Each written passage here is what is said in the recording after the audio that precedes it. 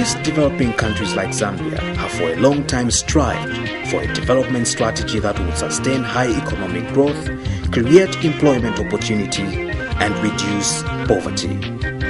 The search for this development paradigm is motivated by the need for self-sufficiency, enhanced trade, and ensuring that market access opportunities being leveraged under the world trading system are utilized. Simply stated, trade can be a means for development and poverty reduction for as long as supporting linkages such as employment creation and reinvestment to productive areas are well instituted. The launch of the BETAMPOR, or the better exploration of trade as a means of poverty reduction project by the Consumer Unity and Trust Society CUTS. The title of the CUTS project is very appropriate. Trade is globally recognized as a crucial medium for poverty reduction, particularly in terms of improved integration of developing countries into international trade regimes, and subsequently in terms of a better capacity to benefit from trade. If we look at the research data of the countries which have managed to reduce poverty, it's the same countries which have managed to go into international trade.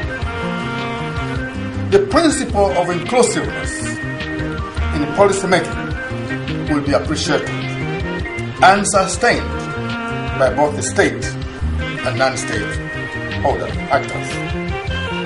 Formation of EIF charters in the provinces where the project will be implemented. We hope to start working on that very, very soon. In the long term, it's expected Zambia will eventually develop an aid for trade strategy. I would like to emphasize that we intend, as stakeholders and partners in development, with particular interest for the private sector development, which benefits consumers, to assist the government by reaching out to those areas where the government, because of its multifarious activities, might not easily reach out, to sensitize stakeholders on the importance of ownership of the AIF. For us, wherever there are consumers or potential consumers, we shall be there to play our part. It's our hope that this year, 2011, our cooperation with all stakeholders will grow from strength to strength. Zambia faces a number of supply-side constraints, mainly due to lack of perfect economic infrastructure and low awareness levels among the private sector on initiatives which the country is participating in. One such initiative is the Enhanced Integrated Framework, an aid for trade initiative aimed at providing trade-related technical assistance to participating countries. Poverty reduction requires enhancement of supply. And in supply you have two things. One is production, the other is trade. Both have to be equally addressed if supply has to improve and economic growth has to take place. Now this was an illustration of how potential production was not taking place. And therefore the supply is not there, and therefore a neighboring country has to get its output from a far off place. So what we're trying to do here is to identify all policy issues, regulatory issues, and infrastructure issues that have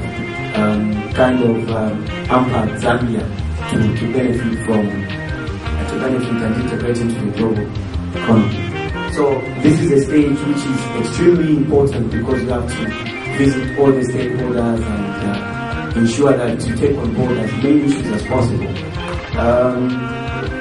Of course, Zambia went through that process, and the WC trade integration study was prepared. From there is a process of validating, of course, the findings of this study and preparation of an action matrix, which, of course, is supposed to guide the implementation of core activities that would try and transform the economic setup to ensure that you respond accordingly and take advantage of the opportunities arising from multilateral trade liberalization, as it were. Therefore, trade through, among others, good implementation of enhanced integrated supported projects and other activities under Zambia's Aid for Trade agenda can be made an effective means to address some of those challenges. Further, one among the challenges faced with the EIF process can be attributed to the lack of a coordinated and comprehensive approach to the delivery program. So we did a review of the rice value chain. Before us trying to lobby the NIO or the government to include the rice as one of the products, as CATS we believe in research-based advocacy. So we did that research and the findings were amusing that, rice, it's one potential crop and the only thing which is needed is just value addition. Angola, apparently, the major exporter of rice into Angola is Brazil, but we've got Western province there. We're not doing so very well. What does this mean? So these are some of the challenges, and then this is what we present in that study. Through the support from the Finnish Embassy in Zambia, Consumer Unity and Trust Society CATS International wishes to overcome this challenge through the better exploration of trade as a means for poverty reduction project. All of us involved in Aid for Trade work must always bear in mind that policy discussions and workshops, as important as they are not enough. We must try to reach out to assist those women and men who are the backbone of trade everywhere, the traders themselves. It's not a simple task, but the Finnish Embassy has full faith in CATS' ability to accomplish it and reach out to those women and men to build their capacities. I just want to reconfirm again the Finnish government's continued support to Zambia, whether to the government and to civil society in this private sector development Aid for Trade programs. The launch of the BETAMPOR project will build capacity of state and non-state actors, especially at grassroots, in order to strengthen and influence participation in the EIF process, thus helping promote the utilization and ownership process.